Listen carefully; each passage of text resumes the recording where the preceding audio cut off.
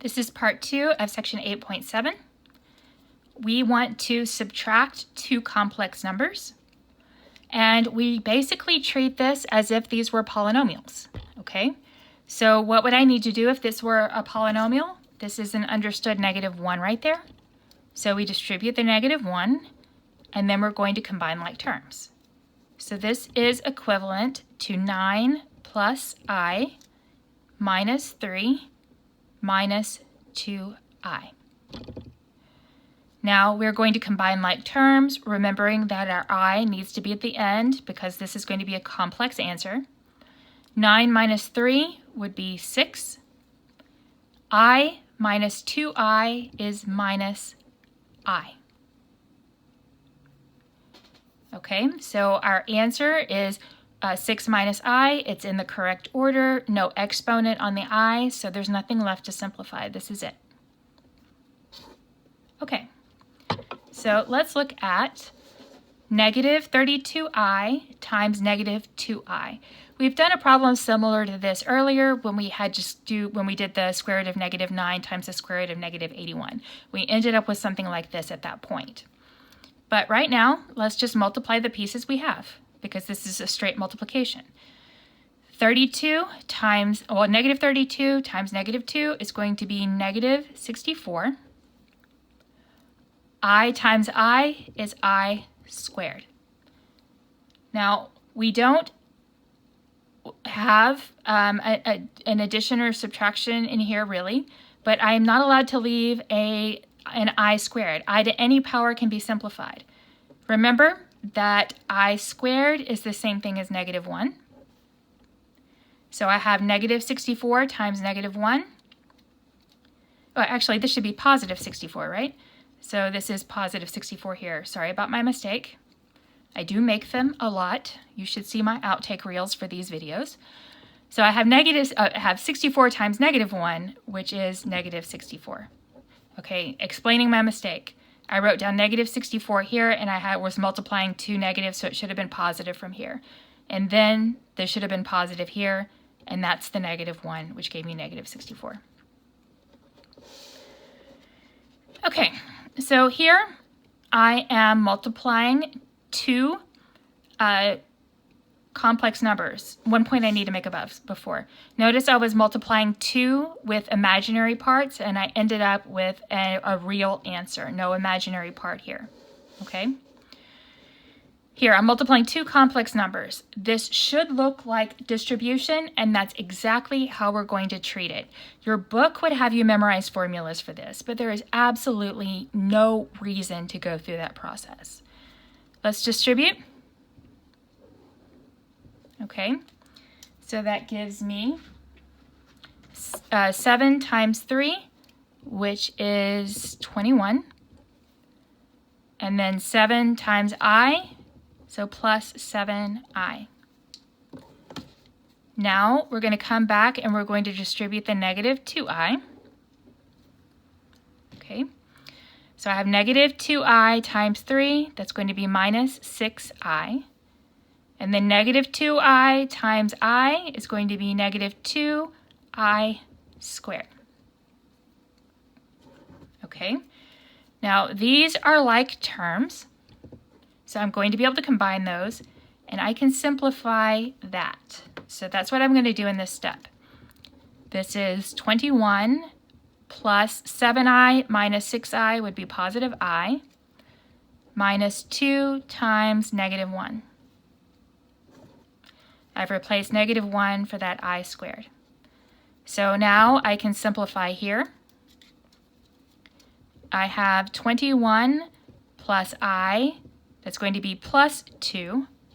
Now add these together and I get 23 plus I. Double check that you have it in the correct order, and we do. And we don't have an exponent on our I. There's nothing left to simplify. This is our answer to this problem. Okay, so let's try 6 plus 7I times 6 minus 7I. And I have it marked here because this is an important example. Okay, now we can multiply this out exactly like we did the problem above. but I would hope that you recognize that what we have here is a difference of squares. We are multiplying the same two, we have the same two terms, but opposite signs in the middle. So we have exactly this pattern. And so what that means for us is we square the first term, put a minus sign, and then square the second term. So this is equivalent to, I'm going to write out this step completely, 6 squared minus 7i squared. Okay, so 6 squared is 36, minus 7 squared is 49, and then we have I squared. Well, we of course don't leave I squared in there, so this is 36 minus 49 times -1. So this is 36 plus 49, and that is equal to 85. Now, why is this one important? Because we multiplied two complex numbers together and we got a real answer, no I involved. This is going to happen every single time that we have a difference of squares type thing. And in fact, this is exactly related to what we did I think 2 sections ago when we were rationalizing denominators. We created a difference of squares so that our square roots went away. Remember that I, by definition, is the square root of -1. So what we really have here are 2 square roots. We have exactly the same situation as we did with the square roots. Okay? We have a difference of squares here.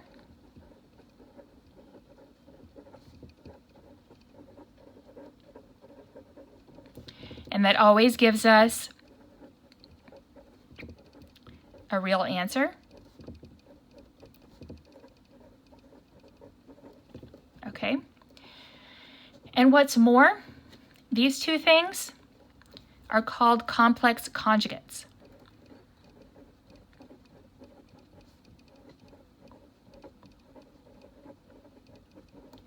Remember we talked about multiplying by the complex the conjugate of the radical expressions. That's the same thing as here. If I have a plus bi, making it a complex number here, the conjugate would be a minus bi. Okay? Complex conjugates, you're going to hear a lot about this as you go further on in math. If you multiply complex conjugates, you're always going to get a real answer. Okay?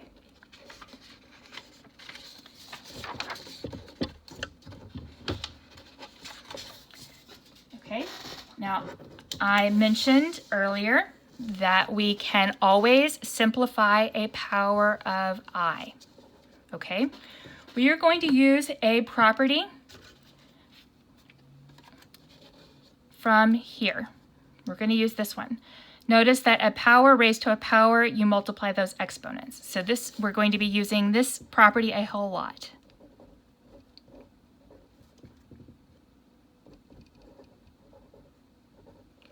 And we're going to use that to rewrite these in a way that we can solve this easily. And also, we're going to be using I squared is equal to -1. We're going to use that as well. Okay, so right here, I have I to the 56th power. Since 56 is an even number, I can rewrite this as I squared, and then 56 divided by 2 is 28. 2 times 28 gives you 56. I'm using this property in reverse. If I have a power raised to a power, I multiply them together. I knew I wanted a square power, so I forced that to happen. Okay, now I know what I squared is equal to. This is the same thing as -1 to the 28th power. Okay, well, when you raise -1 to any even power, you're going to be multiplying an even number of negatives together, so that this is going to give you +1. I to the 56th power is +1. Okay, so let's try this here with I to the 58th power. Since this is an even exponent, I can use it to rewrite it just like I did here. I can write I squared to the what times 2 gives you 58? Well, that's going to be 29. I know what I squared is equal to. It is negative 1 to the 29th power. Okay? A negative number raised to an odd exponent is always going to be negative because you're multiplying an odd number of negatives together. So negative 1 to the 29th power is negative 1. Okay? I to an even exponent is going to equal either 1 or negative 1 every single time. I to an even exponent is going to equal 1 or negative 1. Okay, so let's talk about how we're going to do I to an odd exponent. We can't just rewrite it as 2 times something unless we want to deal with fractional exponents, and we don't. So in addition to these properties, we're going to add to that this property where we can add exponents together. So we're also going to use a to the m times a to the n is equal to a to the m plus n. Okay, now how is that going to help us? This means we can rewrite any odd exponent as something times something with an even exponent, okay? So what I mean by that is I'm going to rewrite this as I times I to the 56th power. And the reason I can do that is that this has an understood exponent of 1. And if we look at this property, 1 plus 56, because we have the same base, is going to give me the 57. Okay, now we know how to deal with an even exponent. This is what we in math call reducing this to a problem already solved.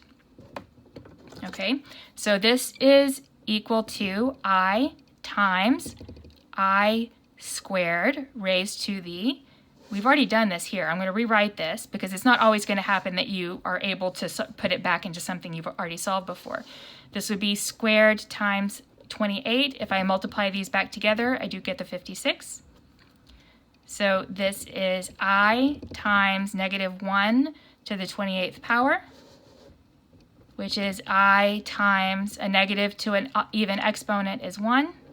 So this answer is simply I. Okay, let's do one more. Where again, we have an odd exponent and we work it the same way. This is I times I, this is going to be to the 58th power. Again, understood first power, add it to the 58, and you're here. We know how to deal with an even exponent. This will be I times I squared.